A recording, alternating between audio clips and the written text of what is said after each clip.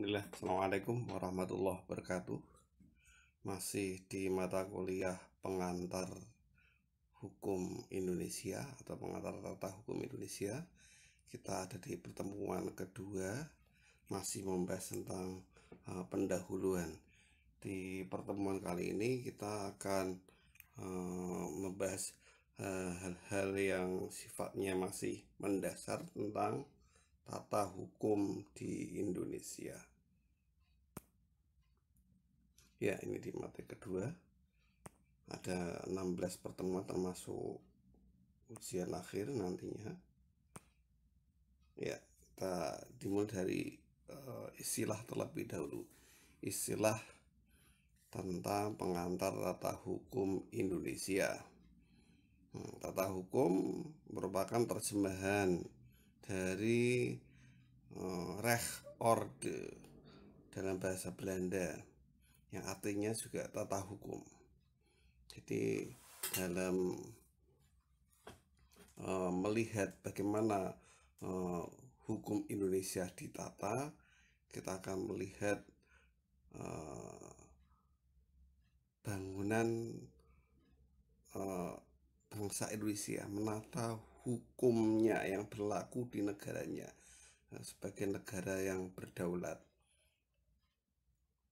Ya, mata kuliah ini disusun untuk sebagai pengantar untuk memperkenalkan garis besar dari hukum yang berlaku di Indonesia sekarang saat ini.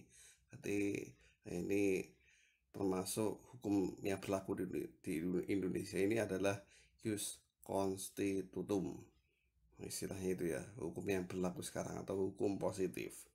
Kemudian tata hukum menunjukkan bagaimana salah satu tujuan penting dari diadakannya hukum tercipta dalam masyarakat, yakni ketertiban umum dan kepastian hukum. Nah, ini tujuan dari dibuatnya hukum yang utama adalah ketertiban umum dan kepastian hukum.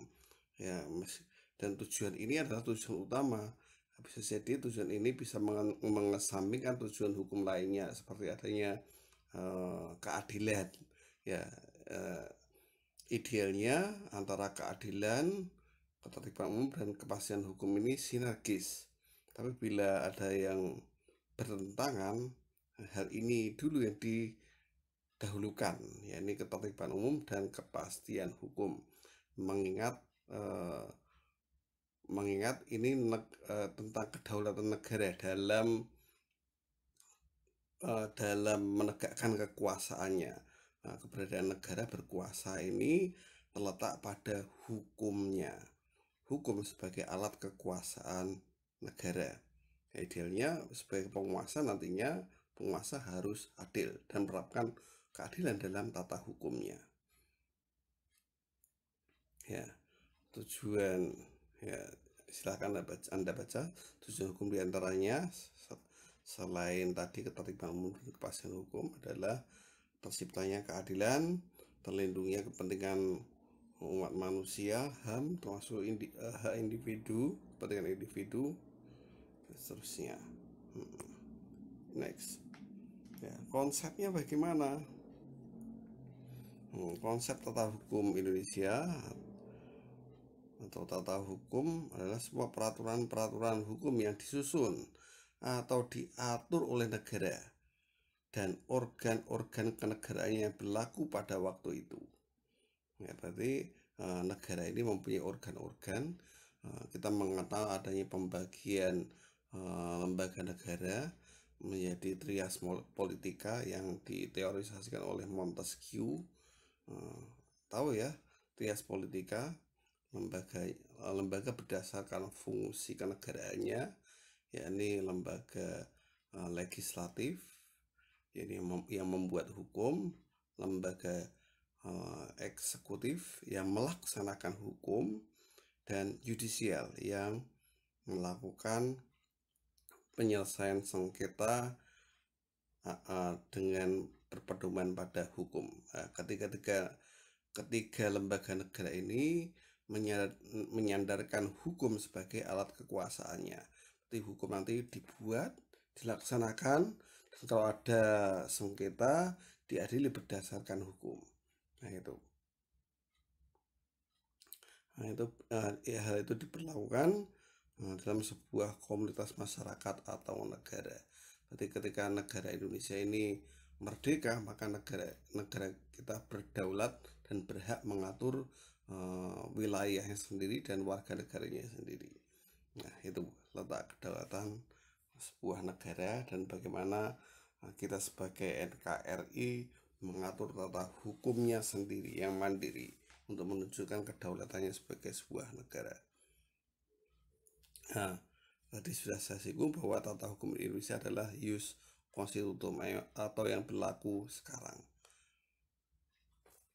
Ya, tata hukum yang menata, menyusun, dan mengatur tertib kehidupan masyarakat dibuat dan ditetapkan atas daya penguasa masyarakat itu. Di sini ada daya penguasa, ada kekuasaan negara sebagai penguasa. Penguasa siapa? Ada penguasa legislatif yang membuat hukum, ada penguasa yang melaksanakan hukum eksekutif, dan ada penguasa yudisial yang mengadili berdasarkan hukum. Kalau secara kelembagaan di Indonesia itu bisa diwujudkan yang memegang kekuasaan legislatif siapa penguasanya. Ada lembaga MPR dan DPR, dan juga presiden sebenarnya. Tiga hal itu, tiga-tiganya menjadi lembaga legislatif. Kemudian ada lembaga eksekutif yang melaksanakan hukum. Lembaganya mana di Indonesia yang melaksanakan itu? Lembaga ini adalah presiden dengan beserta jajarannya, pembantu-pembantunya, para menteri, dan seterusnya. Kemudian penguasanya di bidang kehakiman yang menyelesaikan sengketa berdasarkan hukum itu siapa? Di Indonesia dipegang oleh Mahkamah Agung dan Mahkamah Konstitusi. Nah, nanti kalau Mahkamah Agung mempunyai jajaran peradilan di bawahnya. Kalau MK hanya satu saja, satu dan terpusat. Kalau MA menempati posisi pusat dan mempunyai peradilan-peradilan di bawahnya. Ada pengadilan tinggi dan ada pengadilan tingkat pertama. Tingkat pertama itu yang di tingkat dasar yang ada di kota-kota dan kabupaten. Kemudian tingkat dua ada di provinsi. Di tingkat pusat, tingkat nasional dipegang oleh Mahkamah Agung sendiri. Yuk next. Ya, persamaannya dengan PIH, pengantar ilmu hukum apa? Sama-sama sebagai mata kuliah dasar pengantar dalam mempelajari hukum lebih lanjut. Jadi sebelum nanti Anda dikenalkan dengan materi-materi mata kuliah terkait dengan hukum yang lebih detail, pengantar tata hukum Indonesia juga bersama dengan pengantar ilmu hukum menjadi mata kuliah dasar. Karena dasar bisa menjadi prasyarat sebelum Anda nanti mengambil mata kuliah lanjutannya. Ya, oleh karena itu maka Anda juga diwajibkan untuk menempuh mata kuliah ini dan harus lulus.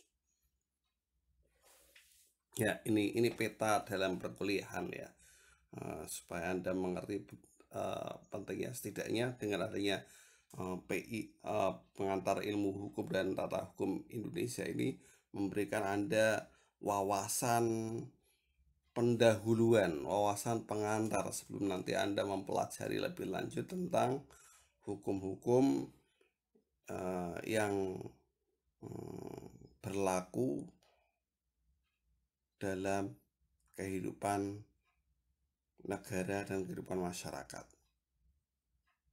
Nah, bedanya dengan PIH apa? PTHI ini. Ya ini kalau PIH menyelenggarakan kaidah-kaidah hukum secara umum. Berarti apa asas-asas hukum, dan teori-teori tentang hukum secara umum ini dipelajari. Nah, tidak hanya di Indonesia saja, tapi secara nasional dan dalam wawasan pengetahuan legal science atau wawasan pengetahuan hukum, keilmuan hukum, PIH ini dipelajari. Nah, sedangkan kalau PTHI ini, Tata Hukum Indonesia ini lebih spesifik. Spesifik dalam mempelajari hukum yang berlaku dalam konteks keindonesiaan dan di waktu yang sekarang, ius constitutum.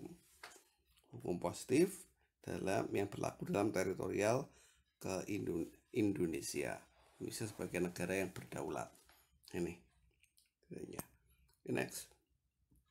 Tujuannya apa? Mahasiswa diwajibkan untuk mempelajari mata kuliah pengantar tata hukum Indonesia. Ya, ini PTHI ya.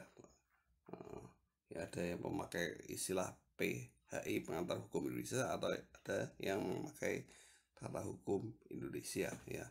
Nah, kita tidak mempermasalahkan perbedaan ini. Intinya sama, mempelajari tentang hukum yang berlaku di Indonesia dalam konteks kekinian. Tujuannya apa? Yang pertama, agar mahasiswa punya kompetensi pengetahuan dalam hal ragam jenis hukum yang ada di Indonesia. Jenis-jenis hukum ada hukum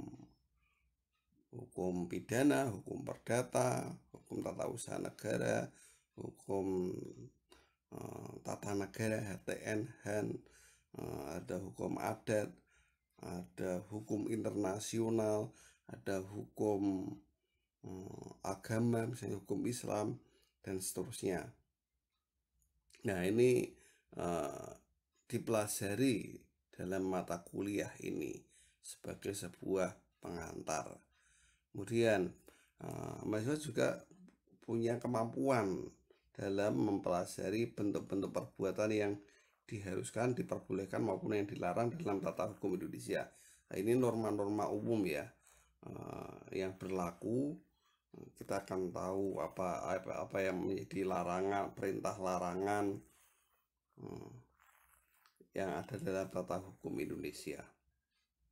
Ya, kalau dalam fikih kita mengenal hukum-hukum halal, haram, dan sebagainya, itu norma-norma yang umum ya. Ini dalam konteks Indonesianya, setidaknya kita tahu perbuatan mana yang boleh, yang dilarang, dan diharuskan.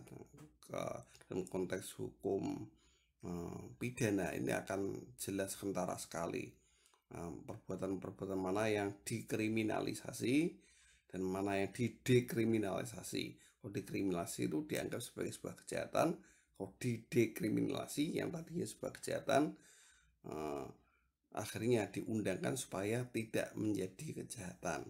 Nah, untuk mengimbangi kriminalisasi negara atas perbuatan-perbuatan yang dilarang ini, disandingkan dengan aspek pidananya. Jadi nanti ada tindak pidana dan ada pidananya. Kalau tindak pidana itu perbuatannya atau kejahatannya. Kalau pidananya ini adalah hukumannya. Kemudian kedudukan hak dan kewajiban setiap orang dalam yurisdiksi hukum Indonesia. Ya, ini kita harus tahu hak dan kewajiban seseorang dalam yurisdiksi hukum Indonesia.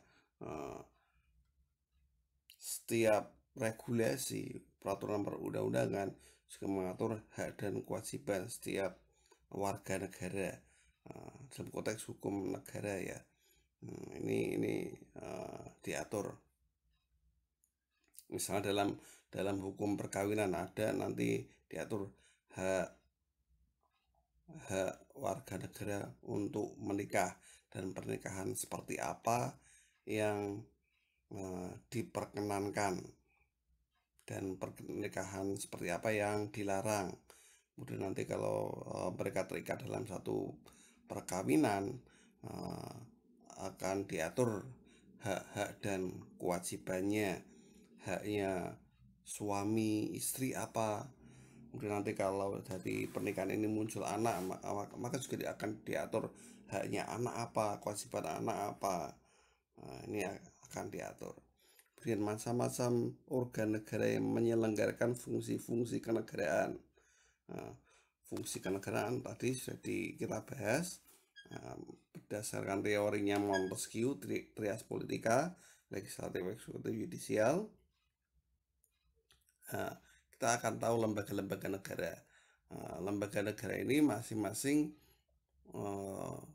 karena lembaga negara ini adalah organ negara yang memakai hukum sebagai alat kekuasaannya, maka lembaga negara ini akan dalam melaksanakan kebijakannya, dalam polisinya, tentu harus harus kebijakannya harus berada dalam lingkup produk hukum. Jadi ada peraturan-peraturan yang dikeluarkan oleh lembaga negara tadi. Ya, kalau misalnya MPR ada TAP MPR, DPR nanti akan membuat undang-undang bersama presiden. Nah, presiden akan membuat keputusan presiden. Menteri akan membuat permen, peraturan menteri. Gubernur membuat pergub, bupati membuat perbub. Nah, seperti itu. Sampai ada perda, ada desa. Perdes, tahu perdes ya, peraturan desa. Peraturan desa itu dibuat bersama, kolaborasi antar lembaga, yakni Pak Lurah dengan Badan Perwakilan Desa BPD-nya. Ya, itu lembaga negara lain seperti apa, misalnya KPU, Komisi Pemilihan Umum, membuat peraturan namanya PKPU. BI, Bank Indonesia, akan membuat peraturan namanya PBI. OJK membuat peraturan namanya POJK, dan seterusnya. Ini regulasi-regulasi yang dibuat berdasarkan lembaga negara atau organ-organ kenegaraan. Kemudian juga diatur nanti prosedur perkara secara litigasi dan non litigasi. Nah, ini dalam penyelesaian sengketa ya. Secara yudisial, ada litigasi itu maksudnya berperkara di pengadilan. Kalau non litigasi melakukan upaya-upaya yang sifatnya perdamaian, dan ini bisa berada dalam lingkup peradilan dan di luar pengadilan. Keputusannya juga menjadi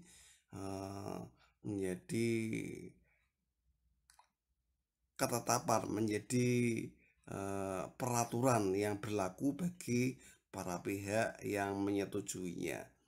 Atau nanti ada asas namanya Pacta sunt servanda, perjanjian. Kalau ada perselisihan nanti akan dibuat perjanjian untuk sebagai solusi dalam menyelesaikan sengketa tersebut. Nah, perjanjian ini akan berlaku dan mengikat bagi masing-masing pihak yang menyetujuinya. Next, sejarah terkait sejarah tata hukum Indonesia. Ini kita mempelajari sejarah bagaimana hukum Indonesia berevolusi dari masa ke masa. Mungkin kita mengenal ada masa-masa orde ya, orde di Indonesia, dari masa orde lama kemudian ke orde baru, kemudian ada reformasi hingga sampai sekarang. Aturan-aturan perundangan atau regulasi kita akan kita bisa melihat secara sejarah akan ada perubahan-perubahannya tergantung term hukum yang akan kita bicarakan ya.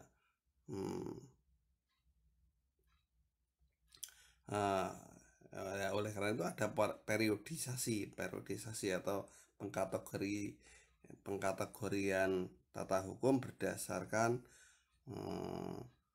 masa-masa pemerintahan sebelum Indonesia dimasuki oleh imperialisme penjajah. Kita masih merdeka, kita masih dalam bentuk kerajaan-kerajaan Nusantara. Yang berlaku di dalamnya adalah hukum-hukum kerajaan dan hukum adat. Kemudian setelah kolonial, Belanda, Inggris, Jepang masuk, nah ini kita dikenalkan dengan hukum-hukum Barat. Dan hukum ini juga menjadi salah satu warisan kita dalam membuat hukum. Di antaranya masih ada hukum-hukum warisan kolonial yang masih berlaku di Indonesia, seperti KUH Perdata, itu dari Burgerlijk Wetboek. Kemudian KUHP ini berasal dari Wetboek van Strafrecht, dan seterusnya. Ya, ini warisan hukum Belanda yang masih berlaku di Indonesia. Dan kita sebagai bangsa yang merdeka tentunya juga berupaya untuk membuat hukumnya sendiri yang tentunya ingin membuat hukum itu yang sesuai dengan nilai-nilai bangsa kita.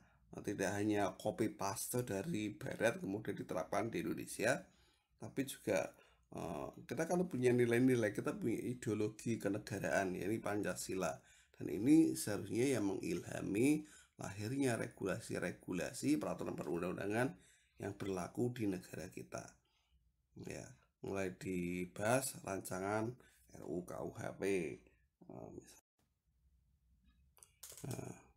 Kemudian di masa kemerdekaan ada Orde Lama, Orde Baru, dan Reformasi. Kita mengalami masa transisi dari kolonialisme ke sistem pemerintahan yang baru di masa Orde Lama. Dan kita masih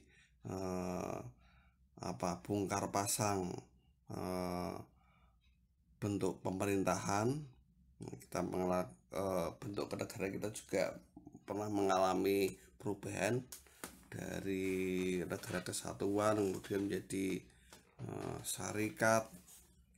Konstitusinya juga berubah dari UUD 45 menjadi UUD RIS, kemudian Undang-Undang Dasar sementara, kemudian ke Dekret Presiden kembali ke Undang-Undang Dasar 45.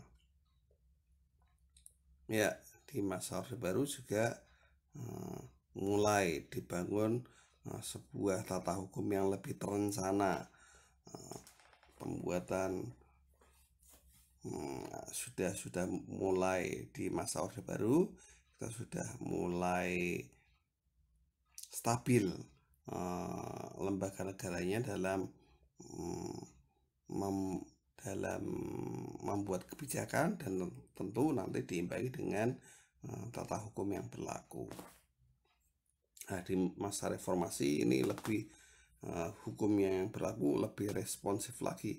Di masa Orde Baru kekuasaannya lebih terpusat, jadi kekuasaan presiden kala itu. Kalau di reformasi dianggap lebih responsif lagi dalam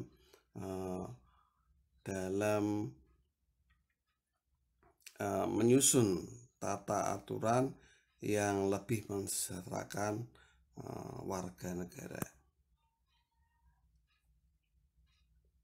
Ya, ini perbedaannya di masa orde-orde. Silahkan Anda lihat monopoli kuasa di masa eksekutif atau pemerintahan presiden terpusat pada kala itu sentrisnya di Pak Harto. Kemudian dengan alasan memurnikan Pancasila dan Undang-Undang Dasar 1945, ini dijadikan dasar dan dalih untuk melakukan kekuasaannya, dan agar stabilitas pemerintahan, politik, dan ekonomi ini menjadi stabil. atas nama Pancasila dan Undang-Undang Dasar 45 dan membuat pemerintahan yang stabil. Karena stabil ini memerlukan pemerintahan yang terus-menerus tanpa ada transisi perpindahan kekuasaan, ya akhirnya dipegang Pak Harto hingga menjelang keruntuhannya di masa reformasi.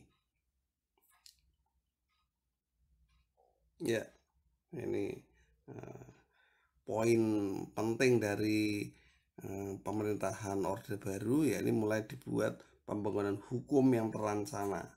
Hukumnya sudah mulai dibuat terencana, ya ini dibuat TAP MPRS nomor 20 tahun 1966 yang membuat susunan tata urutan regulasi atau peraturan perundang-undangan yang berlaku. Di situ ada TAP MPR, di situ ada Undang-Undang 45, kemudian TAP MPR, ada undang-undang, kemudian ada PP atau peraturan pemerintah, kemudian ada Kepres, Perpres, Permen dan seterusnya. Ini sudah di awal di masa Soeharto, di masa Orde Baru. Ya, di masa reformasi bagaimana? Sudah mulai adanya balancing of power, pembagian kekuasaan yang lebih fair, tidak lagi terpusat pada presiden, tapi sudah mulai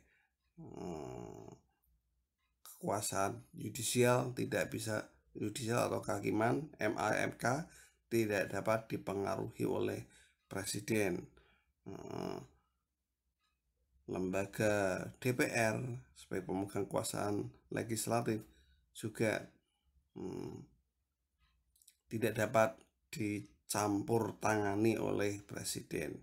Semuanya memegang kekuasaan masing-masing. Berarti ada balancing of power, ada perimbangan kekuasaan. Perimbangan kekuasaan ini ya juga di situ terlihat adanya distribusi kekuasaan. Ya, meskipun tidak berarti kekuasaannya dibagi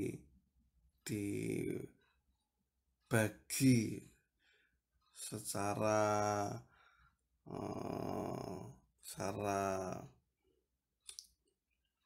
utuh antar lembaga negara, tapi mulai ada regulasi-regulasi yang diatur dengan memakai karakter kolaborasi dari antar lembaga negara, bisa antar presiden dengan DPR, bisa berkolaborasi membuat peraturan. Di antaranya membuat undang-undang. Undang-undang itu adalah kolaborasi antara DPR dengan presiden. Antar menteri juga membuat peraturan bersama supaya tidak ada tumpang tindih regulasi dan seterusnya. Kemudian Undang-Undang Dasar 1945 telah diamandemen atau telah dirubah sebanyak 4 kali. Nah, ini untuk menandakan mulai adanya mekanisme pengaturan supaya negara ini bisa berjalan lebih sustainable dan lebih bisa mengayomi dan memenuhi kebutuhan warga negaranya. Di situ juga lembaga yudisial mulai direvitalisasi keberadaannya dan melepaskan campur tangan dari lembaga eksekutif supaya lembaga yudisial ini mandiri. MA, Mahkamah Agung, dan Mahkamah Konstitusi serta lembaga kehakimannya menjadi lembaga yang mandiri. Hakim bebas mengadil berdasarkan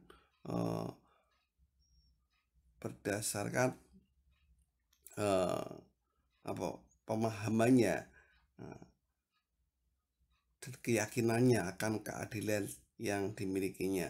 Ini tidak bisa dicampur tangani oleh kekuasaan lain selain kekuasaan kehakiman itu sendiri. Dan matakan hukumnya nanti juga lebih responsif. Dari tata regulasinya juga juga mensyaratkan adanya sebuah sebuah penyerapan aspirasi-aspirasi dari masyarakat. Nah, itu aja. Terima kasih. Kalau ada pertanyaan silahkan beri komen di bawah ini. Terima kasih. Assalamualaikum warahmatullahi wabarakatuh.